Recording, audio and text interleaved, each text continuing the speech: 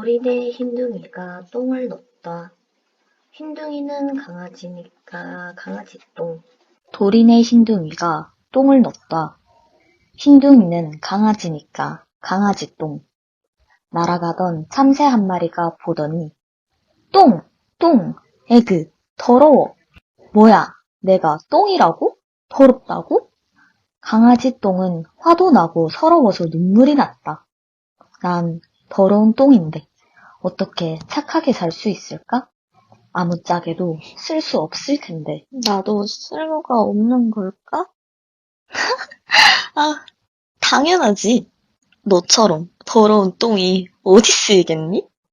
더럽다고 해서 쓸모가 없다는 것으로 일반화하면 안 되지. 아니야. 책에서처럼 나도 거름이 되어 꽃을 피울 거라고. 너처럼 거름이 될 똥은 여기 남아돈다고. 봐, 헉, 저게 다 나 같은 소똥? 그래. 옛날에는 너 말대로 소똥이 토양을 비옥하게 하고 작물들이 잘 자라도록 도왔을지 몰라도 지금은 아니야. 사람들이 소를 대규모로 사육하게 되면서 분뇨 발생량이 많아져 자연이 감당할 수 있는 양을 넘어서 버렸거든. 송아지똥, 너는 방금 태어나 잘 모르나 본데 내가 세상을 돌아다니며 들은 소식을 전해줄게. 잘 봐. 네, 저는 현재 사회 문제로 주목받고 있는 농가 현장에 나와 있습니다. 오염성 물질이 아래와 같이 많은 양 그대로 방치되면 주변 환경에 해칠 수 있는데요. 분뇨가 생태계 내에서 자연스럽게 순환할 수 있는 형태를 마련하는 것이 환경적 측면에서 농가들에게 주어진 과제이며 다양한 방법을 활용하여 이를 실천하는 것이 친환경 축산의 시작이라고 할 수 있습니다. 친환경 축산이라고요? 저기요! 그리고 가축 분뇨는 유기물 함량이 많습니다. 질소는 냄새의 주요 요인이며 이는 근처하청과 저수지 녹조의 원인이 되기도 합니다. 이상 기자 추승민이었습니다. 친환경 축산이 뭘까? 자연스럽게 생태계를 순환할 수 있으려면 어떻게 해야 하는 걸까? 누가 알려줬으면 좋겠어. 그때 보슬보슬 봄비가 내렸다. 강아지 똥 앞에 파란 민들레 싹이 돋아났다. 너는 뭐니? 난 예쁜 꽃을 피우는 민들레야. 그런데 한 가지 꼭 필요한 게 있어. 네가 거름이 돼줘야 한단다. 어머나? 그러니? 정말 그러니? 강아지 똥은 얼마나 기뻤던지 민들레 싹을 힘껏 껴안아 버렸다. 봄이 한창인 어느 날 민들레 싹은 한 송이 아름다운 꽃을 피웠다. 개똥은 산성이라 거름으론 쓸 순 없어. 대신에 송아지 똥은 가능하지. 저기요! 저기요! 혹시 친환경 축산 아시나요? 친환경은 중요한 얘기지. 친환경 축산에 대해서 설명하자면 말이야. 너랑 비슷한 돼지 축분을 이용한 예시도 있어. 발생하는 메탄가스를 이용해서 전기를 만드는 바이오가스 플랜트를 개발했지. 우와! 정말 신기한데요? 이런 바이오가스 플랜트가 개발되면 정말 친환경적이겠어요. 축분을 재활용하기 위해 열이 필요한데 화석연료를 사용하면 이산화탄소가 발생해. 정말 애매해.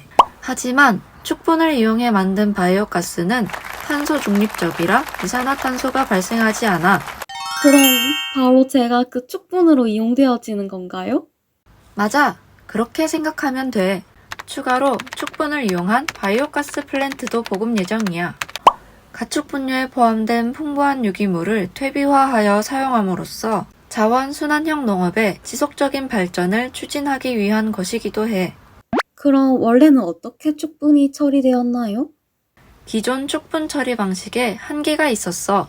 축사는 단순히 노동력과 비료 자원을 확보하기 위한 수단이었지. 그러나 산업화가 점진적으로 진행되면서 노동력과 비료 자원이 농기계와 화학 비료로 대체되기 시작하면서 축분의 경제성에 주목하게 되었어. 아하, 그렇게 되었군요. 국내 바이오가스 발전의 에너지 이용 효율은 30% 수준으로 화석연료와 매우 유사하지. 추가로 발전 폐열을 활용한다면 에너지 이용 효율을 80%까지 높일 수 있어. 국내에서 연간 발생하는 바이오매스가 8,300만 톤인데 이 중에서 축분은 76.1%에 해당돼. 축분의 기술적 에너지 잠재량도 어마어마하지. 그럼 이런 축분이 사용되고 있는 시범 사업은 어느 것이 있나요? 서울시, 순천시, 구미시, 청주시 4곳을 환경부가 바이오가스화 시설 시범사업 대상자로 선정했어. 이 지자체는 축분 같은 다양한 유기성 폐자원을 활용해 바이오가스를 생산할 계획이야. 와, 이렇게 많은 지자체에서 쓰이다니 엄청 친환경적이네요.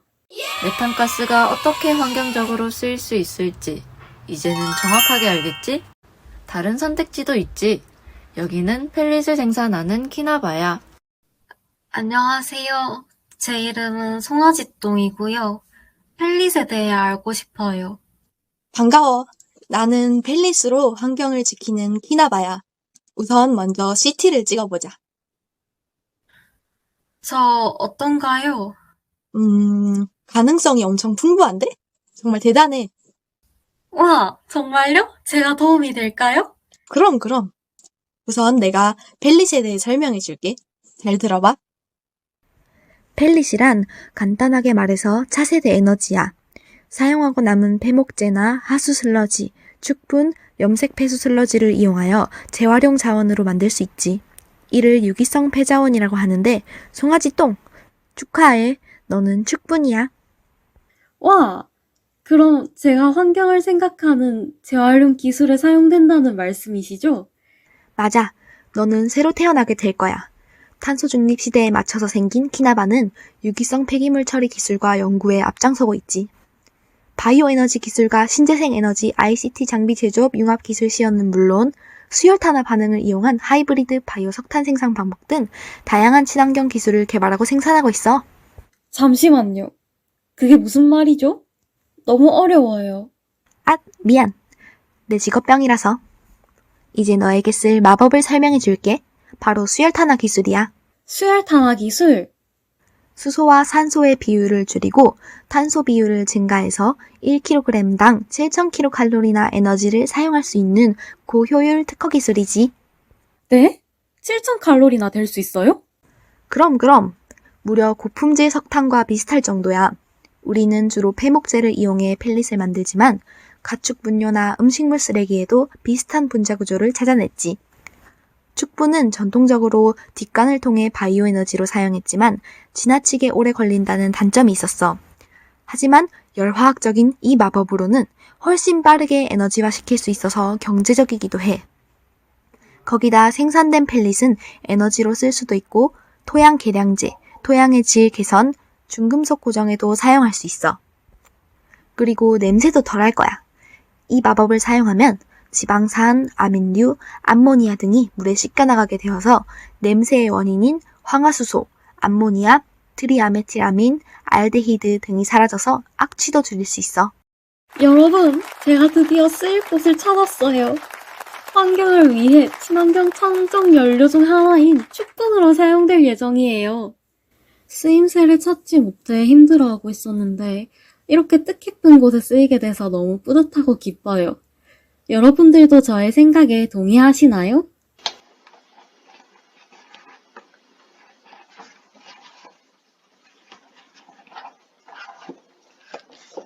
이 세상에 쓸모없는 것은 없습니다. 다들 쓰임새가 있고 적재적소에 맞춰서 사용할 수 있음을 의미하죠. 송아지 똥의 모습처럼 폐기물의 활용도 순환 경제와 환경 문제에 큰 보탬이 될 수 있다는 것을 알아주셨으면 좋겠습니다. 향긋한 꽃 냄새가 바람을 타고 퍼져나갔다. 방긋방긋 웃는 꽃송이엔 귀여운 강아지 똥의 눈물 겨운 사랑이 가득 얼어 있었다.